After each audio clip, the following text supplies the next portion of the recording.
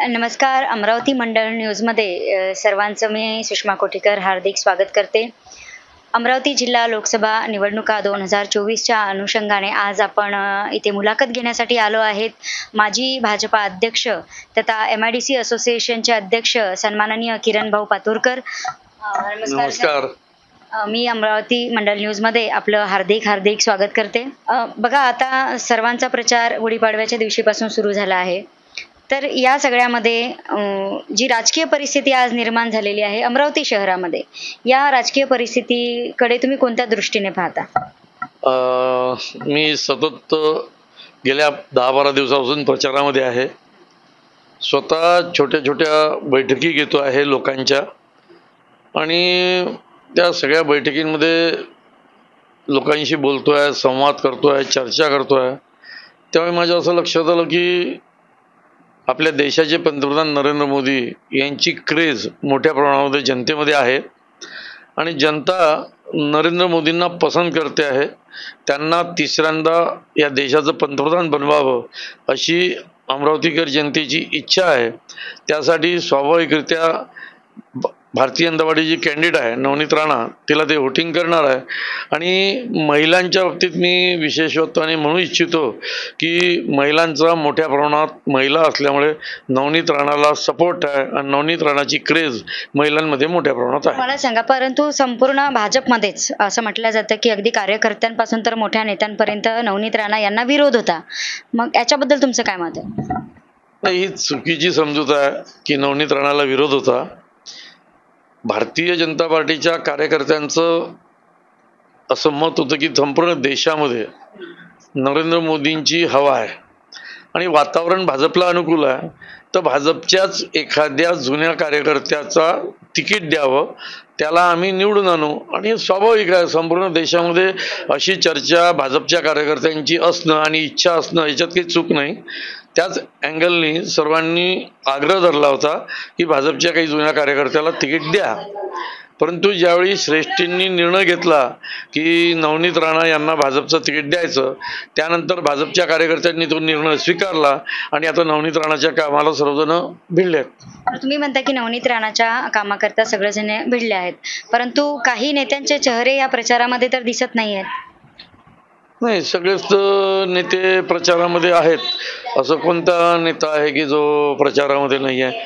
सगळेच नेते प्रचारात आहेत. काही नेत्यांनी तर जेव्हा सभा सुरू झाल्या होत्या आपल्या नवनीताई राणा यांच्यासाठी, त्यावेळेला अनेक आपल्या मोठ्या नेत्यांनी, भाजपाच्या मोठ्या नेत्यांनी त्याचा विरोध केला होता आणि आज तेच चेहरे नेमके प्रचारामध्ये दिसत नाहीयेत. तर याच्यामुळे जनतेच्या मनावर काय परिणाम होतो? नाही, तुम्ही नाव सांगा कोणताच.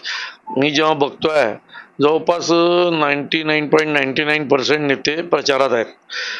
कोणती निवडणूक असो, आणि त्या निवडणूक अगदी त्या पक्षाच्या कार्यकर्त्याला जरी तिकीट दिलं तरी काही प्रमाणात राजी नाराजी असतेच. आता आपण बघितलं की बंडनेऱ्यामध्ये प्रचार सभा झाली उभाटा कार्यकर्त्यांची, तर माजी जिल्हाध्यक्षांनी आजी जिल्हाध्यक्षांनी त्या दोघांनी एकमेकाला मारलं.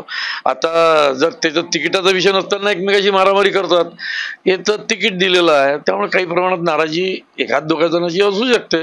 बाकी इन जनरल लोक कामाला लागले आहेत. अनेक लोकांचा असा आरोप आहे, काँग्रेसच्या नेत्यांचा आणि इतरही समाजातून सामान्य नागरिकांचा, की भाजपचे लोक भाजपला मिळालेला जो उमेदवार आहे त्यांचं काम करत नाही आहेत, कारण हा उमेदवार वरिष्ठांनी त्यांच्यावर लादला आहे. म्हणजे पक्षाने हा उमेदवार लादला आहे.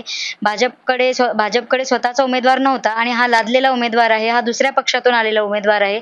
त्याच्यामुळे मनापासून कार्यकर्ते याच्यामध्ये काम करत नाही असे पण आरोप आहेत. सर्वप्रथम भारतीय जनता पार्टीजवळ नवनीत राणाच्या तुलनेत तितका स्ट्रॉंग उमेदवार नव्हता आणि नवनीत राणा ह्या भारतीय जनता पार्टीच्या उमेदवार आहे हे जवळपास सगळ्या कार्यकर्त्यांना 3-4 वर्षापासून माहीत होतं.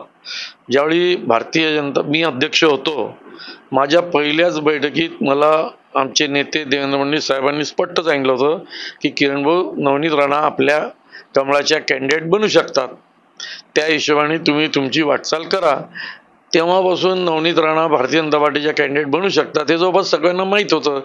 त्यामुळे लादला वगैरे असा शब्दप्रयोग कोणत्या वेळी होतो की ज्यावेळी भारतीय जनता पार्टीचा खूप कॅन्डिडेट आहेत आणि मग तरी पण बाहेरून आणला, तर मग तसं होतं. पण असं यावेळी तसं चित्र नाही आहे. ऑलरेडी त्या सातत्याने हिंदुत्वादी भूमिका घेत होत्या. संसदेमध्ये त्यांनी प्रत्येक बिलावर नरेंद्र मोदींना सपोर्ट केला, भारतीय जनता पक्षाला सपोर्ट केला, NDAच्या घटक होत्या. त्यामुळे आमदार रवी राणा इथे देवेंद्र फडणवीस साहेबांना मदत करून आला होता. ज्यावेळी सरकार बनलं त्यावेळी ते दिल्ली आणि मुंबईमध्ये पूर्णपणे भाजपच्या सोबत होते. थोडासा विषय लोकल लेवलचा होता, तो मी नाकारत नाही, तो होता. पण एकदा का त्या कॅन्डिडेट झाल्या भाजपच्या, भारतीय जनता पार्टीचे आम्ही कार्यकर्ते जे आहेत पहिलेपासून, ते आम्हाला एक शिकवण दिली गेली आहे की निर्णय होईपर्यंत जे आपलं मत आहे ते मांडायचं आहे, त्याच्यासाठी रेटूनही धरायचं आहे, आग्रही ठेवायचा आहे. पण एकदा का निर्णय झाला तर सगळ्यांनी एकत्र यायचं आणि त्या निर्णयाच्या पाठीशी उभं राहायचं. ही भारतीय जनता पार्टीची परंपरा आहे, त्यानुसार आम्ही काम करतो आहे. तर मला सांगा की तुम्हाला सूचना मिळाल्या होत्या देवेंद्र फडणवीसांकडून की 3-4 वर्षापूर्वी की नवनीत राणा आपल्या भाजपच्या उमेदवार होऊ शकतात. मग अशा वेळेला आधीपासूनच भाजपमधून एखादा SC कॅन्डिडेट करण्याची तयारी का भाजपाने केली नाही अमरावती जिल्ह्यामध्ये? नाही, का केली नाही याच्यापेक्षा एखादा उमेदवार स्वतःहूनही करावा लागतो ना. कारण की कॅन्डिडेटची तयारी करणे म्हणजे खर्च करण्यापासून सगळ्याच गोष्टी असतात. फिरणे, लोकांमध्ये जाणे, संपर्क करणे, खर्च करणे, यासाठी कॅन्डिडेटची पण त्या व्यक्तीची पण तयारी लागते ना. ते असं कोणी बाहेरून तयार नाही करता येत, तो व्यक्ती तयार पाहिजे तेव्हा त्याला सपोर्ट करता येतो. त्यामुळे तसं ते कॉम्बिनेशन जुळलं नाही म्हणून झालं नाही. तर महायुतीमध्ये 3 पक्ष आहेत, 3-4 पक्ष आहे आणि ती महायुती आहे.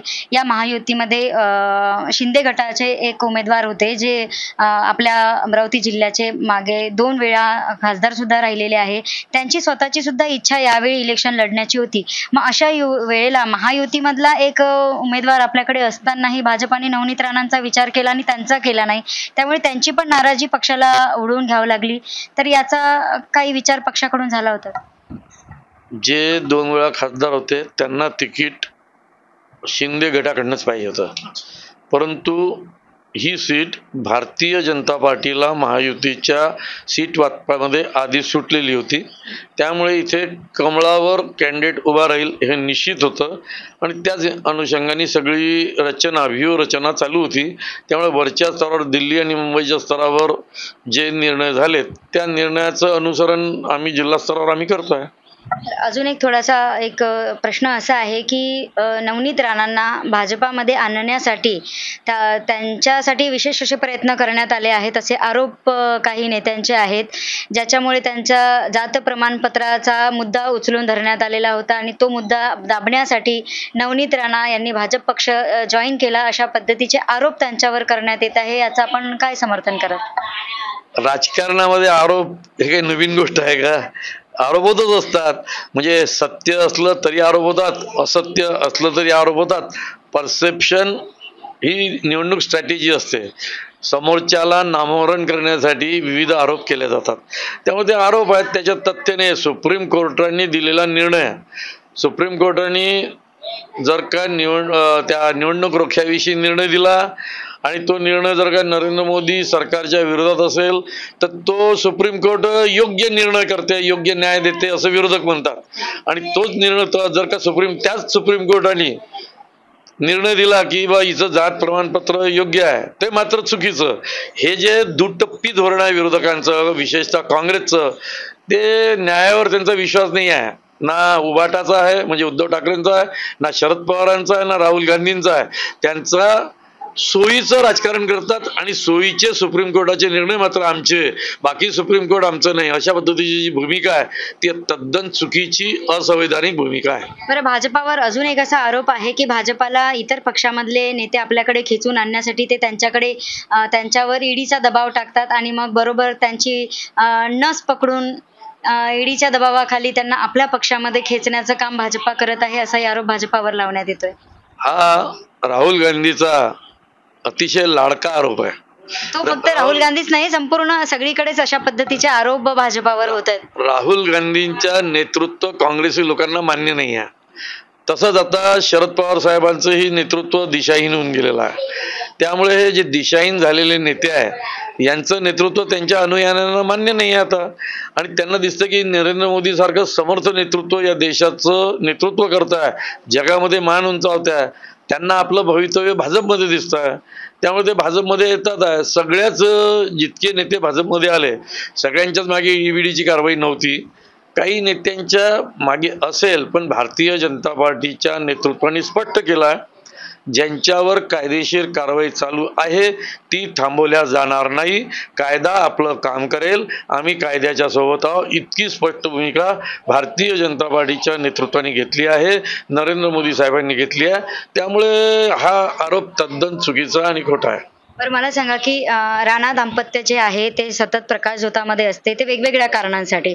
त्याच्यापैकी एक कारण म्हणजे त्यांचे असलेले राजकीय जे नेते आहे अमरावती जिल्ह्यामधले त्यांच्यासोबतचे वैयक्तिक वाद. जसं यशोमतीताई ठाकूर आहेत, बच्चू कडू आहेत यांच्यासोबत, आणि परत आपले दिनेश बुब जे आहेत त्यांच्यासोबत मागे एका वृद्धाश्रमामध्ये झालेली त्यांची हातापाई वादावादी. तर हे सगळे जे विषय आहे भांडणाचे, वैयक्तिक शत्रुत्वाचे, याचा परिणाम या निवडणुकीवर होणार नाही का? व्यक्तिगत संबंध हे राजकारणात महत्वाचे असतात.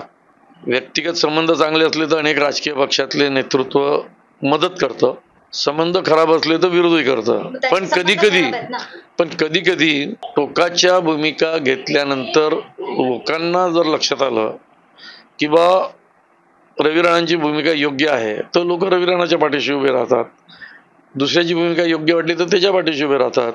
त्यामुळे रवी राणा हे एक असं नेतृत्व आहे की त्यांना जे योग्य वाटतं ते स्पष्टपणे बोलतात. पण या बाबतीत जर का तुम्हाला जास्त स्पष्टीकरण पाहिजे असेल तर ते निश्चितपणे रवी राणांशी पण आपण बोलायला पाहिजे किंवा ते जे विरोधक आहेत त्यांच्याशी बोलायला पाहिजे. मी व्यक्तिगत त्या वादामध्ये माझं स्वतःचं मत नाही देऊ शकत, त्यांना विचारणं योग्य आहे. बरं हा असा आपला एक अमरावती जिल्हा असा आहे की ज्याच्यामध्ये 6 विधानसभा आहेत, ज्याच्यापैकी वडनेरा विधानसभा खुद्द रवी राणा यांच्याकडे आहे, अमरावती जी आहे ती काँग्रेसकडे आहे, आणि 2 विधानसभा ह्या बच्चू कडूकडे आहेत, एकच विधानसभा आपल्या भाजपाकडे आहे, आणि इतर ठिकाणी मिश्र अशी ही पद्धती असल्यामुळे म्हणजे वेगवेगळ्या ठिकाणी वेगवेगळे उमेदवार आमदार असल्यामुळे त्याचा एक परिणाम भाजपाच्या कॅन्डिडेटवर होईल का? कारण अचलपूर आणि धारणी हा एक मोठा पट्टा जो आहे तो बच्चू कडूकडे आहे, आणि गेल्या वेळेला नवनीत राणा त्या पट्ट्याच्या भरोशावर त्यांनी इलेक्शन जिंकलं होतं आणि अल्पसंख्याक मतावर जिंकलं होतं. तर यावेळेला ही जी विधानसभेची रचना आहे याचा काही परिणाम त्यांच्यावर होईल का? आपल्या देशाची जनता अत्यंत हुशार आहे. अनेक मागच्या निवडणुकाचा अनुभव आहे. अनेक निवडणुका विधानसभेच्या आणि लोकसभेच्या एकत्र झाल्या, त्यावेळी लोकांनी लोकसभेसाठी वेगळा कौल दिला आणि विधानसभेसाठी वेगळा कौल दिला, हेही आपण बघितलेलं आहे, अनेक राज्यांमध्ये आपण बघितलं आहे. त्यामुळे यावेळीची निवडणूक ही विधानसभेची निवडणूक नाही आहे, त्यामुळे त्या मतदारसंघाची निवडणूक नाही आहे, ही लोकसभा मतदारसंघाची निवडणूक आहे, नरेंद्र मोदींची निवडणूक आहे, देशाचा पंतप्रधान ठरवण्याची निवडणूक आहे. 2 टर्ममध्ये नरेंद्र मोदींनी जे काम केलं त्या कामावर शिक्कामोर्तब करणारी निवडणूक आहे. आणि नरेंद्र मोदींनी ज्या पद्धतीने 2 टर्म म्हणजे 10 वर्ष काम केलं, भारतातल्या लोकांना ते खूप आवडलं आहे. नरेंद्र मोदींची लोकप्रियता जगात 1 नंबरवर आहे, भारतातही 1 नंबरवर आहे, त्यांच्या तुलनेत एक नेता टिकत नाही. त्यामुळे या निवडणुकीमध्ये लोक बच्चूकडे बघून, यशोमतीताईकडे बघून वोटिंग नाही करणार आहे. या निवडणुकीमध्ये नरेंद्र मोदींचा चेहरा बघून निवडणूक होणार आहे आणि मतदान होणार आहे. त्यामुळे त्याचा काही फार परिणाम होणार नाही आहे. अल्पसंख्याक गट जो आहे, जो एक मोठा वोटर्स आपल्या अमरावती जिल्ह्यामध्ये आहे, जवळपास 18 लाखापैकी 3.5-4 लाख वोटिंग त्यांचं आहे, मुस्लिम कम्युनिटीचं ज्याला आपण अल्पसंख्याक म्हणतो त्यांचं वोटिंग आहे. आणि आता ते स्वतःच विरोध करत आहेत नवनीत राणा यांचा, की नवनीत राणा ह्या आमच्या मतावर खासदार झाल्या आणि नंतर त्यांनी भाजपच्या चालत्या गाडीमध्ये त्या बसल्या आणि त्या आम्हाला विसरल्या. तर ते लोक आता रोखठोकपणे त्यांचा विरोध करत आहेत आणि यावेळेला आम्ही त्यांना मतदान करणार नाही, आम्ही काँग्रेसच्या सोबत जाणार आहे, ही भूमिका त्यांनी घेतली आहे. तर या बाबतीत आपण काय मत मांडाल? आता मुस्लिम मतदार त्यांच्यावर नाराज आहेत असं चित्र साधारणतः पेपर आणि मीडियाच्या माध्यमातून रंगवल्या जाते. माझा इतक्या वर्षाच्या निवडणुकीचा जो अनुभव आहे तो असा आहे की कोणताही एक समाज पूर्णच्या पूर्ण एकतर्फा कुठेच जात नाही, परंतु मुस्लिम समाजामध्ये अजून भारतीय जनता पार्टीविषयी गैरसमज आहे. नवनीत राणाविषयी गैरसमज आहे. खरं म्हणजे ते विरोधात का आहेत, तर त्यांच्या मनात गैरसमज आहे की भारतीय जनता पार्टी आमच्या विरोधात आहे आणि नवनीत राणांनी हनुमान चालिसा वगैरे वाचला म्हणून ती आमच्या विरोधात आहे. मी मुस्लिम समाजाला तुमच्या माध्यमातून आवाहन करू इच्छितो की भारतीय जनता पार्टीविषयी जो तुमचा गैरसमज आहे तो काढला पाहिजे.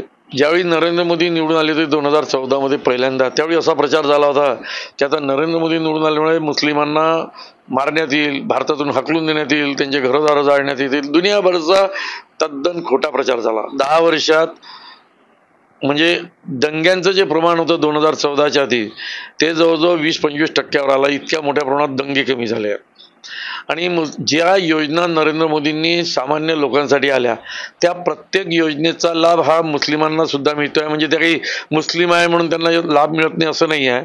उलट 3 तलाक सारखा कायदा करून नरेंद्र मोदींनी मुस्लिम महिलांना जी राहत दिली त्यामुळे मुस्लिम महिलांची सहानुभूती सुद्धा नरेंद्र मोदींना आहे.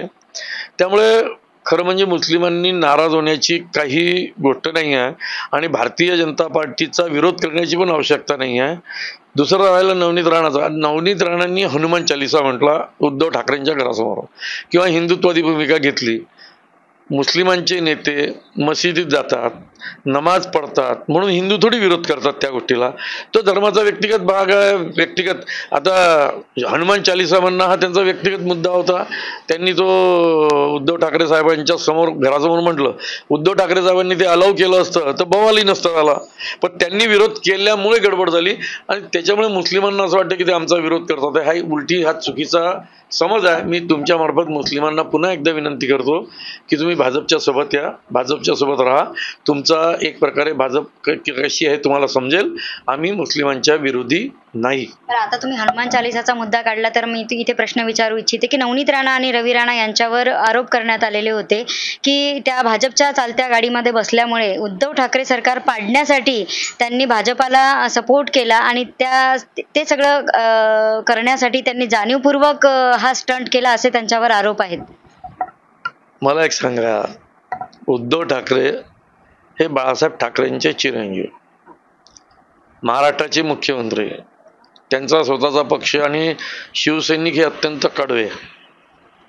असं असताना कोणी एखादा आमदार किंवा खासदार हे म्हणत असेल की मी ठाकरे साहेबांच्या घरासमोर हनुमान चालिसा म्हणतो, उद्धव ठाकरे साहेबांची जी उंची आहे ती लक्षात घेता त्यांनी म्हणायला पाहिजे अरे बाहेर काय माझ्या घराच्या बाहेर हनुमान चालिसा म्हणता, चला रे त्यांना टेंट वगैरे जरा सावली करून द्या, टेंट घालून द्या, हनुमानाचा एक फोटो द्या, करू द्या त्यांना. तर म्हणजे सरकार पडणं तर दूर, त्याची बातमी नसती झाली. पण हनुमान चालिसाच्या रवी राणा आणि नवनीत राणा तिथे हनुमान चालिसा म्हणते आणि उद्धव ठाकरे त्याला विरोध करतात, त्यांना जेलमध्ये टाकतात. त्यामुळे उलटी पब्लिसिटी त्यांना मिळाली. उद्धव ठाकरे साहेबांची ही फार मोठी चूक आहे की त्यांनी अतिशय छोट्या मुद्द्याला इतकं मोठं बनवलं. आज नवनीत राणाला संपूर्ण भारतभर ओळखतात. याला हनुमान चालिसा जबाबदार नाही, याला उद्धव ठाकरे साहेब जबाबदार आहे, त्यांची चूक जबाबदार आहे. त्यामुळे ती त्यांची चूक आहे, यांची चूक नाही. अजून नवनीत राणा यांच्यावर आरोप आहे की त्यांनी शिवपुराण चा कार्यक्रम घेतला आणि त्यांनी फक्त हनुमान चालिसा वाचला, त्यांनी फक्त मतभेद निर्माण करण्याचा प्रयत्न केला. सतत ते आपल्या लोकसभा संघामध्ये फक्त भांडणं करतात दोघंही नवरा बायको, विकासाच्या कुठल्याच मुद्द्याला हात घालत नाही. ह्याच्यावर आपलं काय मत आहे? भारताची परंपरा आहे की भारतामध्ये भागवत कथा, शिवपुराण हे सातत्याने चालू असतं. अनेक महाराज, अनेक वारकरी संप्रदायाचे लोक सातत्याने सगळ्याकडे फिरतात आणि भारतभर त्यांचं ते कथन चालू असतं. त्याचाच एक प्रदीप जे महाराज आहेत मिश्रा, ते अत्यंत त्यांचं शिवपुराण अत्यंत लोकप्रिय आहेत, मोठ्या प्रमाणात लोक त्याला येतात. तो स्वाभाविकरित्या त्यांचं शिवपुराण त्यांनी अमरावतीत ठेवलं, लाखो लोक त्याला आले. हे तर स्वाभाविक आहे ना. तो हिंदू आहे, हिंदूंना बोलावलं, शिवपुराण ठेवलं, लोकांना आवडलं, लोक गेले. याच्यात भांडणं लावण्याचा विषय कुठे आला? याला काहीतरी मीडिया मुद्दामून हवा देते की भांडणं लावून राहिले. अरे शिवपुराण, मी माझ्या घराच्या समोर टोपेनगरमध्ये सुद्धा आमच्या टोपेनगरच्या महिला मंडळांनी शिवपुराण ठेवलं, फक्त ते प्रदीप मिश्राच्या ऐवजी दुसऱ्याचं ठेवलं. मग याच्यातून कोणते भांडणं निर्माण झाले? विनाकारण फक्त ते रवी राणा आणि नवनीत राणांनी ठेवलं म्हणून त्याचं कॉन्ट्रोवर्सी करणे आणि त्यांना भांडणं करतात म्हणून नाव ठेवणे, याला काही अर्थ नाही. मला एक प्रश्न असा विचारायचा आहे की राणा दाम्पत्याची काम करण्याची पद्धती ही एकदम वेगळी आहे. आणि भाजपाची काम करण्याची पद्धती एकदम वेगळी आहे. प्रेसिडेंट ओरिएंटेड ही पार्टी आहे आणि जे काही निर्णय होतात ते सर्वानुमते होतात. मग याच्यामध्ये महाराष्ट्र स्तरावरची आणि राष्ट्रीय स्तरावरच्या अशा सगळ्याच घटकांचा त्याच्यामध्ये समावेश असतो. मग अशा याच्यामध्ये एका नवीन पक्षामधून आलेल्या आणि ज्यांची कार्य करण्याची पद्धतीच वेगळी आहे, तर अशा व्यक्तीसोबत भाजपा कशा पद्धतीने जुळवून घेईल? भारतीय जनता पार्टीची स्थापना 1980 मध्ये झाली. तेव्हापासून अनेक नवीन लोक भारतीय जनता पार्टीने घेतले आणि भारतीय जनता पार्टीचं काम करण्याची जी पद्धती त्याच्यात ते रुळून गेले. आपण बोंडे साहेबाचं उदाहरण आहे, पटेल साहेबाचं उदाहरण आहे. अनेक अमरावती जिल्ह्याच्या बाहेरही अनेक आहेत की जे भारतीय जनता पार्टीत आल्यानंतर इथल्या संस्कारामध्ये जुळले. जे जुळले नाही ते बाहेर पडले. आता नवनीत राणे भाजपमध्ये आल्या. भारतीय जनता पार्टी एक शिस्तबद्ध कॅटर बेस पार्टी आहे. काम करण्याची एक विशिष्ट पद्धती आहे. एकट्याला निर्णय करता येत नाही, सामूहिक निर्णय करावे लागतात. अमरावती असेल, मुंबई असेल, दिल्ली असेल, नागपूर असेल, इथून संघटन मंत्री येतात, चर्चा होते, ऐकावं लागतं. हळूहळू नवनीत राणांना त्याची सवय होईल आणि त्यांनाही लक्षात येईल की, कारण की हा भारतीय जनता पार्टी हा समुद्र आहे. 11 कोटी नाही 21 कोटी सदस्य आहेत. जगातला सगळ्यात मोठा राजकीय पक्ष आहे. संघटन शास्त्रानुसार चाललेला पक्ष आहे. त्यामुळे इथे आल्याच्या नंतर इथल्या प्रमाणे त्यांनाही काम करावं लागेल आणि हळूहळू त्या रुळतील असा आम्हाला विश्वास आहे.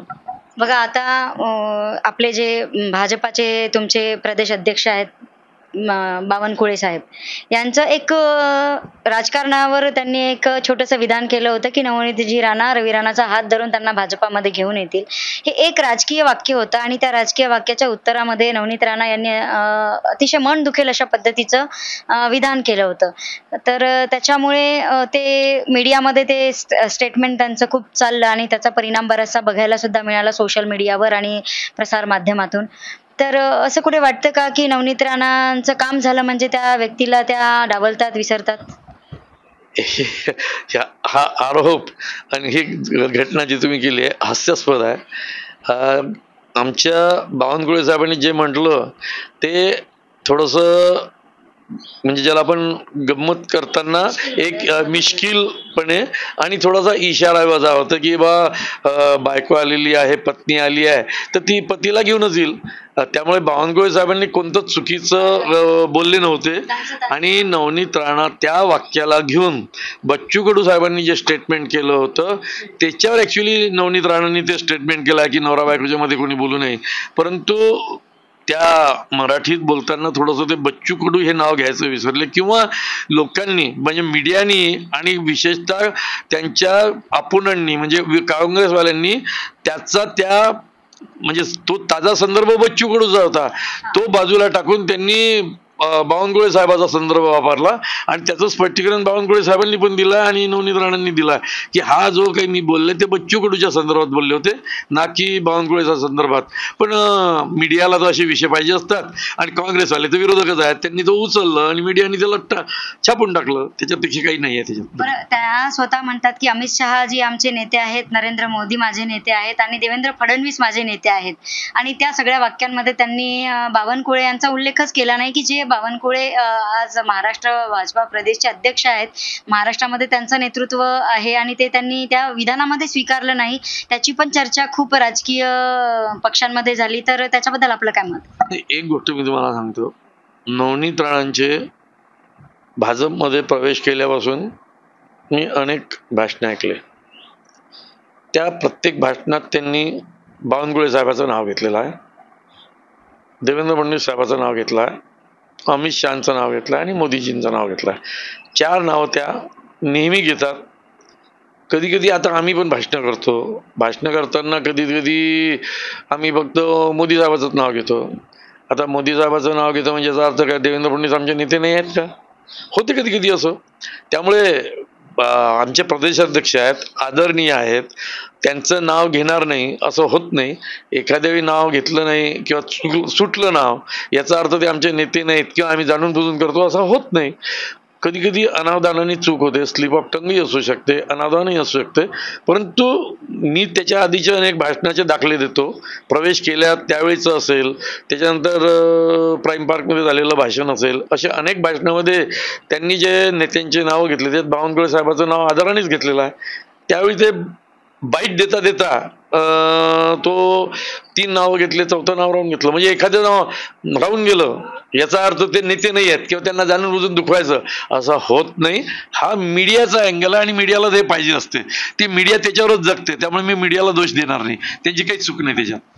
बरं, मला सांगा की अनेक असे भाजपचे जे मोठे नेते आहेत किंवा भाजपामध्ये खूप जुने असे कार्यकर्ते आणि नेते जे आहेत, जे खूप अनेक वर्षापासून काम करतात, यांच्या मनामध्ये एक अशा प्रकारची भीती आहे की राणा दाम्पत्य भाजपामध्ये आल्यानंतर यांचं नेतृत्व संपवतील, जुन्या नेत्यांचं नेतृत्व संपवतील, अशी एक भीती भाजपाच्या या लोकांच्या मनामध्ये आहे, अशी चर्चा अमरावतीमध्ये आहे. तर त्याच्याबद्दल आपण काय म्हणता? एकदम चुकीची भीती आहे. कोणाच्या मनात असेल तर त्यांनी ती काढून टाकावी. भारतीय जनता पार्टी संघटन अत्यंत स्ट्रॉंग आहे. जे जुने काम करणारे लोक आहेत त्यांना संघटन मंत्री नावाची आमच्या इथे एक व्यवस्था आहे. संघटन मंत्र्याचं काम, जे कार्यकर्ते अनेक वर्षांपासून काम करतात त्यांच्याकडे लक्ष देण्याचं आहे, संघटन शास्त्रानुसार त्याला मोठं करण्याचं आहे. आणि त्यामुळे भाजपमध्ये काम करत असताना छोटा कार्यकर्ता या देशाचा पंतप्रधान होऊ शकतो, मुख्यमंत्री होऊ शकतो, अशी व्यवस्था भारतीय जनता पार्टीत आहे. हा समुद्र आहे. या समुद्रात बाहेरची एक व्यक्ती येईल आणि हा समुद्र पिऊन टाकेल आणि खाऊन टाकेल, हे म्हणणं म्हणजे भाजपवर एक प्रकारे अन्याय करणं आहे. आता उद्या जर का कोणी असा प्रयत्न केला तर भारतीय जनता पार्टीचे कार्यकर्ते तेवढे सक्षम आहेत. याची अनेक उदाहरणं अमरावतीमध्ये आहेत. मागच्या विधानसभेच्या वेळी भारतीय जनता पार्टीत प्रवेश झाला होता आणि नंतर भारतीय जनता पार्टीतून ते नेते बाहेरही पडले होते. त्यामुळे भारतीय जनता पार्टीची पचवण्याची क्षमता भरपूर आहे आणि आम्ही व्यवस्थितरित्या पचवू. त्यामुळे काही आम्हाला भीतीचं काही कारण नाही आहे. कोणी आम्हाला बाहेर काढू शकत नाही आणि काढण्याचा प्रयत्न उद्या कोणी केला तर ठामपणे उभं राहण्याची क्षमता आमच्यात आहे. मला वाटत नाही की नवनीत राणा किंवा रवी राणा असा कुठलाही प्रयत्न करतील, कारण की ते खासदार बनतील, आमदार बनतील तर त्यांना ते काम आहे ना, संघटन काम. हा काही विषय त्यांचा नाही आहे, तो भाजपचा विषय आहे. आम्ही आमच्या पद्धतीने हँडल करू. संघटन मंत्री आहे ते आमचे बावनकुळे साहेब आहेत, देवेंद्र फडणवीस साहेब आहेत, ते बघतील. असं काहीही होणार नाही आणि आम्ही होऊ देणार नाही. बघा, अमरावती लोकसभेमध्ये जे वोटर्स आहेत 18 लाख, याच्यामध्ये मराठा, देशमुख, ओबीसी, SC, अल्पसंख्याक असा हा सगळा वोटर्सचा गठ्ठा आहे. काही ठिकाणी गठ्ठा वोटिंग आहे काही काही समाजाचं. तर हे जे जातीय समीकरण आहे सगळं, आणि मुख्यत्वे असं म्हटलं जातं की अमरावतीचं जे लोकसभाचा उमेदवार आहे तो देशमुख, पाटील, मराठा यांच्या मतावर निवडून येणारा असतो. तर हे जे जातीय समीकरण आहे, या जातीय समीकरणाचा काय फायदा होऊ शकतो नवनीत राणा यांना? खरं म्हणजे भारतीय जनता पार्टी जातीच्या वर उठून राजकारण करण्याचा प्रयत्न करते आणि सगळ्या लोकांना एकट्ठा करून काम करण्याचा प्रयत्न करते आहे. परंतु अजूनही राजकारणामध्ये जातीचे समीकरण महत्वाचे आहेत. दुर्दैवाने जे पक्ष स्वतःला धर्मनिरपेक्ष बनवतात तेच जातीचं राजकारण जास्त करतात आणि हिंदूंमध्ये फूट पाडण्याचं काम करतात आणि हिंदूंना दुबळं करण्याचा प्रयत्न करतात. जातीपातीमध्ये ते विभागतात. भारतीय जनता पार्टीचा याच गोष्टीला विरोध आहे की बा जातीपातीचं राजकारण नाही झालं पाहिजे. हिंदू संघटितपणे एकटा उभा राहायला पाहिजे, ताकदीने एकत्र उभा राहायला पाहिजे. या दृष्टिकोनातून भारतीय जनता पार्टी काम करते. आमचा कोणत्याच पंथाला विरोध नाही, आमचा कोणत्याच धर्माला विरोध नाही, परंतु आमचा प्रयत्न हिंदू संघटित झाला पाहिजे, स्ट्रॉंग झाला पाहिजे, मजबूत झाला पाहिजे असा आहे. कारण की ही संस्कृती ही सनातन आणि जुनी संस्कृती आहे. इथल्या प्रत्येकाचा DNA, मग तो मुस्लिम असेल, तो ख्रिश्चन असेल, तो बौद्ध असेल, तो जैन असेल, तो हिंदू असेल, त्याचा DNA रामकृष्णाशीच भिडलेला आहे. त्याच्यामुळे आमचे वाडवडील ते तिथूनच आहेत. सगळ्यांचं रक्त तपासलं तर तेच असेल. त्यामुळे नाही, आम्ही सगळ्यात खरे सेक्युलर आम्हीच आहोत. हे जे सेक्युलर आहेत ते सेडू सेक्युलर आहेत, खोटे सेक्युलर आहेत. ते सेक्युलरच्या नावाखाली जातीमध्ये फूट पाडणे, हिंदूंना कमजोर करणे आणि मुस्लिमांना हिंदूंची भीती दाखवून मुस्लिमांची मतं घेणे असा धंदा करतात. मुस्लिमाची काय प्रगती झाली हो मागच्या 70 वर्षामध्ये? जर का मुस्लिम एक मताने काँग्रेसला व्होटिंग करतात तर मुस्लिम समाजाची काय प्रगती झाली? सगळ्यात जास्त गरीब जर का कोणी असतील तर या देशात मुस्लिम गरीब आहेत. मुस्लिमांनी प्रश्न विचारला पाहिजे काँग्रेसींना की बा आम्ही गरीब का राहिलो तुमच्या काळात? जर का तुम्ही धर्मनिरपेक्ष होते तर का आज उलट नरेंद्र मोदीच्या काळामध्ये मुस्लिमांना सगळ्या योजना मिळून राहिल्यात, मुस्लिमही श्रीमंत होऊन राहिलेत. त्यामुळे भाजपवर जो आरोप होतो तो अत्यंत चुकीचा आरोप आहे. त्यामुळे आम्ही जातीपातीचं राजकारण करत नाही, जातीपातीचं राजकारण आम्हाला करायचं नाही. आम्ही धर्माचं राजकारण करत नाही, आम्हाला धर्माचंही राजकारण करायचं नाही आहे. आम्हाला भारताला स्ट्रॉंग बनवायचं आहे. नरेंद्र मोदी साहेब सातत्याने म्हणतात की मी 140 कोटी लोकांचा प्रधानसेवक आहे, मी त्यांचा प्रतिनिधी आहे. त्याच्यामध्ये 140 कोटीमध्ये मुस्लिमही येतात आणि ख्रिश्चनही येतात, सर्व धर्म येतात. आम्ही कोणत्याही धर्माच्या विरोधात नाही. हा मीडियाचा लाडका सिद्धांत आहे आणि आमच्या विरोधकांचा लाडका सिद्धांत आहे. त्याच्या व्यतिरिक्त याच्यापेक्षा जास्त काही नाही आहे. पण नवनीत राणांवर अजून एक असा आरोप आहे की त्या ज्यांची सत्ता असते त्यांच्या मागे जातात. म्हणजे आधी त्यांनी काँग्रेस आणि राष्ट्रवादीचं समर्थन घेऊन त्या लढल्या, नंतर मग अपक्ष लढल्या. म्हणजे आधी राष्ट्रवादीच्या तिकीटवर लढल्या, नंतर समर्थन घेऊन लढल्या आणि मग जेव्हा त्यांना भाजपची चालती दिसली तेव्हा त्यांच्या गाडीमध्ये बसल्या. मग आता निवडून आल्यानंतर जर काही सत्तांतरण म्हणजे काही चमत्कार जर घडला आणि भारतामध्ये काँग्रेसची सत्ता आली तर अशा वेळेला नवनीत राणांची काय विचारधारा राहील? आमचा पक्ष राजकीय पक्ष आहे आणि आमच्या पक्षाला आम्हाला विस्तार करायचा आहे आणि आजच्या तारखेत आम्हाला तिसऱ्या टर्ममध्ये 400 पार जायचं आहे. त्यामुळे आमच्या नेतृत्वाने हा निर्णय घेतला आहे की निवडून येणारा व्यक्तीला तिकीट द्यायचं. यामध्ये अनेक वेळा विरोधाभास आहेत, वैचारिक आहेत, तात्विक आहेत, लोकल लेवलचे आहेत, अगदी आहेत, नो डाऊट. त्याच्याविषयी म्हणजे नाकारण्यात काही अर्थ नाही. परंतु जी वैचारिक लढाई संघ परिवार 1925 पासून लढतो आहे, आज हा जो या देशामध्ये, हा देश एक नाही, या देशात अनेक देश आहेत, अशा प्रकारची जी कम्युनिस्ट विचारसरणी आहे तिचा पराभव करण्याची गरज आहे. ही जी काँग्रेसी विचारसरणी आहे की ज्याच्यामध्ये या देशाचं एकत्रीकरणच नाही होऊ शकत, काश्मीर वेगळं, ते 7 राज्य जे 7 सिस्टर आहे ते वेगळं, कोणाला कोणतं बेट देऊन टाकलं, काय भोंगळपणा हा जो आहे आणि एक जिन्सीपणा नाही आहे. देशाचं म्हणजे युनोचं सदस्यत्व भारताला मिळून राहिलं होतं तर नेहरूंनी ते चायनाला द्यायला लावलं. अशा प्रकारचा तद्दन मूर्खपणा काँग्रेसच्या नेतृत्वाने जो केला तो बदलून वैचारिकदृष्ट्या हा देश, या देशाची सांस्कृतिक तो मुस्लिम असो का ख्रिश्चन असो, तो त्याचा धर्म वेगळा आहे, त्याची पूजा पद्धती वेगळी आहे. त्याला आम्ही धर्म नाही म्हणत, रिलिजन, त्यांचा रिलिजन वेगळा आहे, त्यांची पूजा पद्धती वेगळी आहे, त्याचा आम्ही आदर करतो. त्यामुळे त्यांनी त्यांची पूजा पद्धती जी काही असेल ती करावी, आम्ही पण त्याचा आदर करू, तिथे जाऊ. परंतु या देशाची जी सांस्कृतिक विरासत आहे ती मुस्लिमाची पण तीच आहे, ख्रिश्चनांची ती आहे, बुद्धांची ती आहे, जैनांची ती आहे, हिंदूंची ती आहे, शिखांची ती आहे, ती एकच आहे. ती सर्वांनी मानली पाहिजे आणि ही विचारधारा घेऊन आम्ही काम करतो. काँग्रेस ती विचारधारा घेऊन काम करत नाही. त्यामुळे त्या विचारधारेचा पराभव करणं हे आमचं उद्दिष्ट आहे.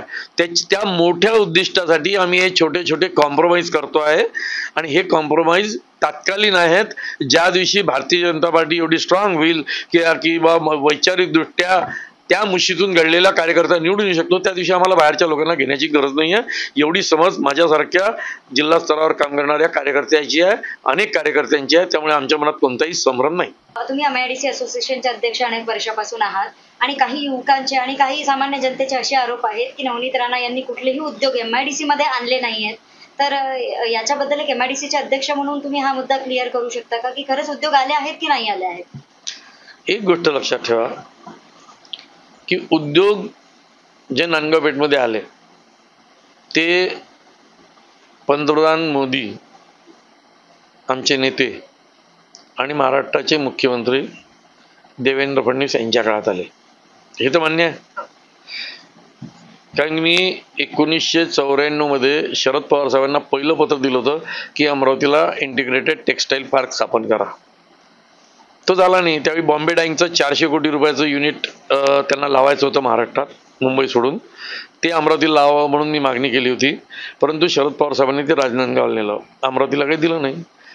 ज्यावेळी मुख्यमंत्री देवेंद्र फडणवीस झाले 2014 त्याच्यानंतर टेक्स्टाईल पार्कमध्ये 14 युनिट आले.